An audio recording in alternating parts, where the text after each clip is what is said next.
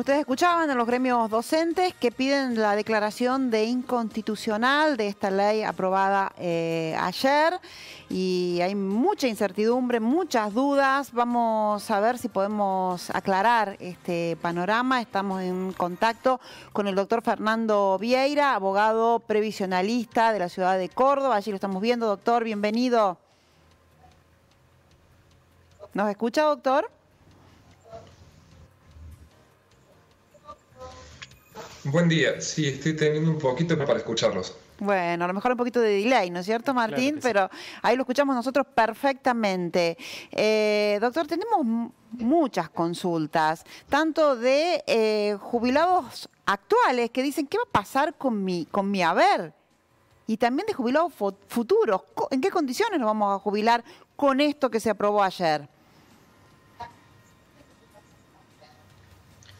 Bien, esta modificación lo que hace es cambiar primero lo que se llama la tasa de sustitución, es decir, el porcentaje de las remuneraciones sobre las cuales se calcula el haber.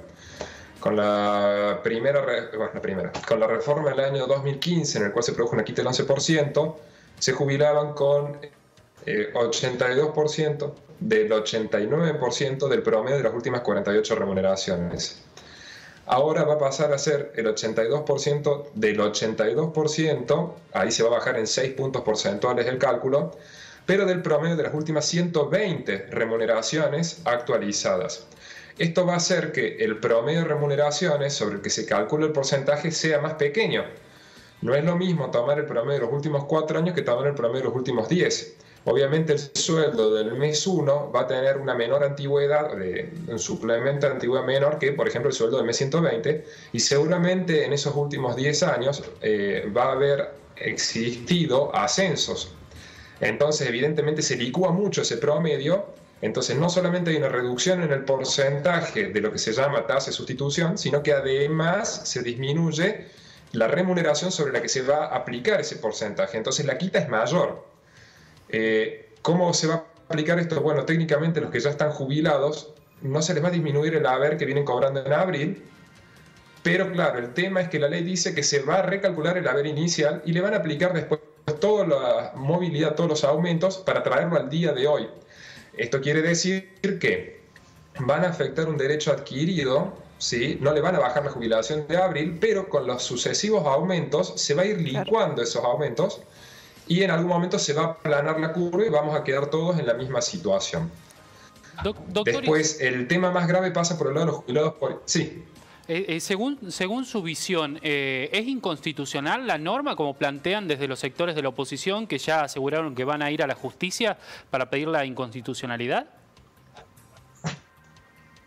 Desde mi punto de vista, esta norma es regresiva, ¿sí? Y atenta no solamente a la Constitución nuestra, sino también a las convenciones internacionales que hemos suscrito, como por ejemplo el Pacto de San José de Costa Rica, que desde el año 84 nosotros lo hemos suscrito ya en el gobierno de Alfonsín y que también fuera ratificado después por Néstor Kirchner. Este pacto establece, bueno, que los derechos humanos, los económicos, sociales, bueno, tienen que tener un carácter de progresividad. Es decir, una vez que alcanzamos un grado de bienestar, ¿sí? No deberíamos ir para atrás. Lo que pasa es que, bueno, se entiende por ahí cuando existe una crisis que sea necesario realizar algún ajuste. El problema pasa por el lado de que la Caja hace 30 está en crisis y todas las medidas que han estado sacando han sido de recortes para los jubilados y en lugar de buscar incrementar los ingresos de la Caja, los han ido minando. Véase, por ejemplo, cuando se otorgaron jubilaciones anticipadas en la época de la SOTA, las reducciones en las contribuciones. En 2015, cuando le ganamos el juicio a la Nación, la plata, esos 15.000 millones de pesos, tendrían que haber ido a la Caja de Jubilaciones y en septiembre del 2016 sacaron una ley y dijeron, bueno, esta plata no va a la Caja de Jubilaciones, eran 15.000 millones de pesos.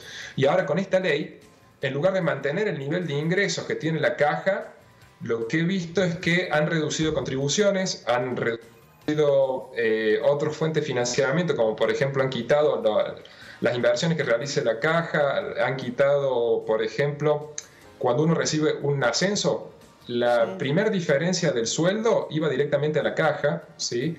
Todo eso ayudaba a financiar el sistema, ahora lo han quitado. Y han establecido, por ejemplo, una reducción del 20% para que cobre dos beneficios. Eso también es inconstitucional. Entonces, yo no creo que este aumento, digamos, este suplemento del 20% que le van a retener a los que tengan dos beneficios, o un beneficio y un trabajo, llegue a compensar la baja en los recursos que por el otro lado le están sacando a la caja. Claro. Entonces no sé cómo va a compatibilizar todo. O sea que, doctor, haciendo un recorrido histórico como usted acaba de hacerlo, este es el peor ajuste que se ha dado. Sí, este es el peor. Por lejos es el peor.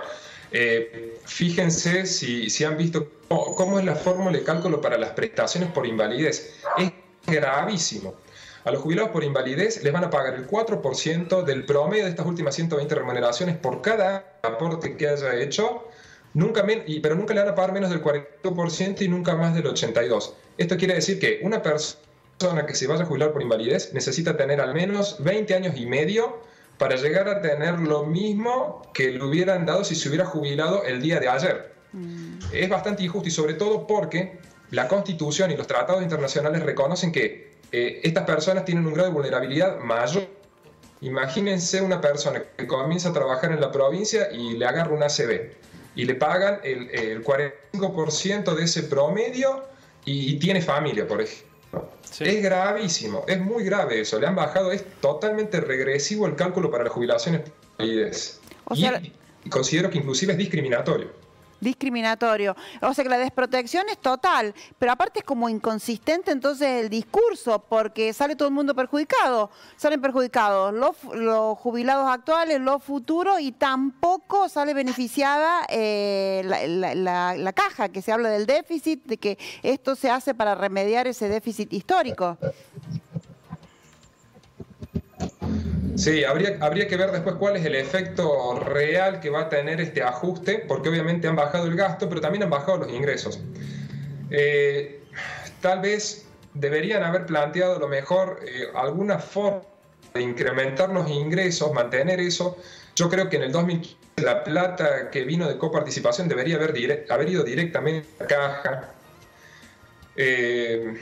Y antes de plantear, digamos, una reducción tan drástica, tratar de encontrarle la vuelta. Es cierto que se agravó la situación con la pandemia, el gobierno no está teniendo recaudación, pero lamentablemente se la agarran con los jubilados y es falso, está mal interpretado el principio de solidaridad, conforme lo dijo Osvaldo Giordano. También en la postura del TCJ tiene, a mi entender, una postura errónea en relación a este principio de solidaridad. La solidaridad en la previsión social es de los activos para los pasivos, es decir, el sector activo contribuye, hace aporte y contribuciones para sostener a los pasivos. No son los pasivos los que tienen que sacrificar su ingreso para los pasivos que tienen un menor nivel de ingreso. Porque supuestamente la jubilación tiende a mantener el nivel de vida alcanzado después de haber aportado y contribuido durante tanto tiempo. Si uno les quita ahora un porcentaje, un valor de esa jubilación, esta persona va a perder calidad de vida, va a perder, además con la inflación que existe, es grave, es bastante la quita que van a sufrir en el futuro. ¿Se habrán escudado, esta es una pregunta retórica tal vez, se habrán escudado detrás de la cuarentena, de esta pandemia, para hacer esto, no?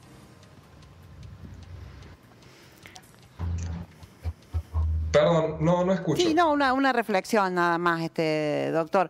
A uno le da la impresión de que se han escudado detrás de la pandemia, de esta cuarentena, porque nadie puede salir a reclamar, para hacer este ajuste, ¿no?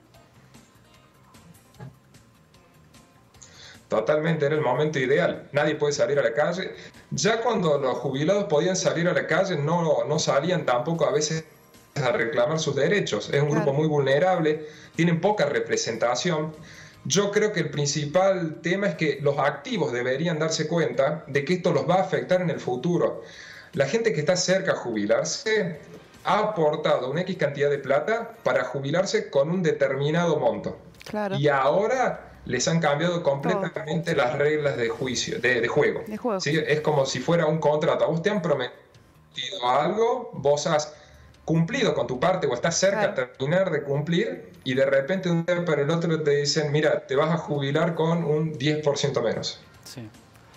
Bueno, Fundamental. gracias, doctor, por este tiempo con Telediario. Yo me quedé pensando en la cuestión de la palabra solidaridad, ¿no? Sí. Cómo en el último tiempo se ha banalizado de alguna manera el contenido de una palabra como solidaridad. Este proyecto lleva el nombre de Programa de Fortalecimiento de la Solidaridad y Sostenibilidad del Sistema Previsional, estructurado bajo los principios de equidad y justicia social. Todo eso para explicar un ajuste brutal sobre los jubilados y pensionados provinciales. Gracias, doctor. Totalmente. Han tergiversado la definición de solidaridad. Gracias.